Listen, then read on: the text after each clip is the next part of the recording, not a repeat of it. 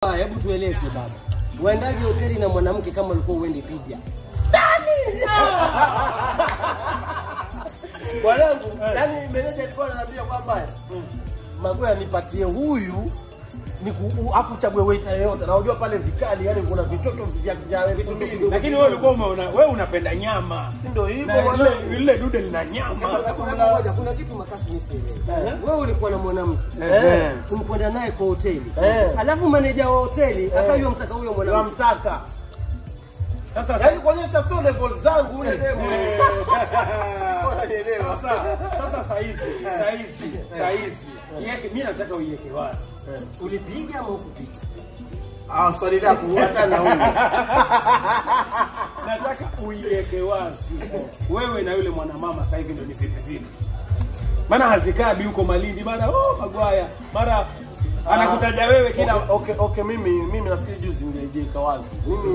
Mimi hata nikiona ule yani akili zangu hazikuwa pale. Mimi nilienda kwake kwa sababu ya kuacha mahali nyumbani. Kwake nyumbani. Kwake yani kuingiana na yeye, kumtaka na nini, kutongozana na vitu kama hizo. Because the love of my life kutoka kule Bamba alikuwa amefanya ujinga wake. Unaona? Kama ambao ulionekana na kila mtu. So nilikuwa na stress kibao yani bro nilikonda. Mimi niliacha mambo ya content from ile 2023. Kuanzia hiyo December 31 January yote mpaka mwezi wa 5. Yule jamaa anaitwa Nadi Bironation. Mimi bazengi nilikuwa na wazimu. Nadi Bironation alichukua yani huyo jamaa anamsaluti mpaka leo. Alichukua jukumu akaja mpaka home. Anasema atakumuona Magoya nini akaja mpaka home hata kwa ameniambia. So ulikuwa depressed yani? Nilikuwa na depression. Sasa ulikuwa depressed sababu ya nyevu fondo ama sababu ya Ruby? Sababu ya Ruby Kachi. Na saizi uhusiano uko vipi? Wa mimi na Ruby. Na Ruby tulitalikiana ndio nikatafuta ile jimama la Malindi, jindovu lile. Ndio Vasco da Gama.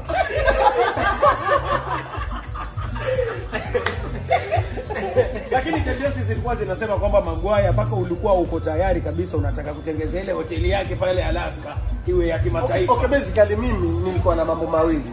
Alinivufondo. Yeye anitulize roho na niondolee stress, umeona? Alafu wajua yule Rume alikuwa anajisikia sukari sana. Sasa kwa lazima nimuonyeshe kwamba hatoshi mboga. Kuna kiwango kikubwa zaidi yake. Hatoshi mboga, unaona? Alafu na yeye pia naye nimsaidie kwa sababu yule mwanamke alikuwa by the time mimi nilikuwa namwangalia stories zake, watu walikuwa wanamtukana mtandaoni. Ni single mother, sijui nikasema huyu bila ameumizwa na mambo haya ya jamaa wamemwacha hata mimi nende nikamtulize yani wewe ukamvuta kabisa. Sasa nilivuruga kwa sababu yule bwana mimi sio type yangu, lakini jamaa hebu niangalie. Unaambiwa jamaa anakufa. Unaambiwa dawa ya kibofu ni sindano kama kawaida. Vilishindikana. Yule mwanamke wewe. Kwa hivyo sasa tusemeje? Maana yule ananiambiaje? Mimi naja interview sijui radio gani huko na nikija nikitoka tu radio ngoma juu. Kwa hivyo wewe hukumtongoza. Nilimtongoza bro, unaona, lakini mimi lengo langu lilikuwa yani nilikuwa na stress za kuachwa huko. Kwa hiyo nilikuwa nitakulipiza. Mgiriama na Mgiriama. Ilikuwa rebound yani. Si ndio hiyo? Kwa hiyo ulipiga lakini. Nachanganyikiwa yangu. Mbona mnataka tunataka uiweke wazi?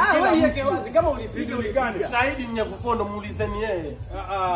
Nyevufondo alipiga kupiga Magoya atajibu sio maana kichwa chake sikiziki.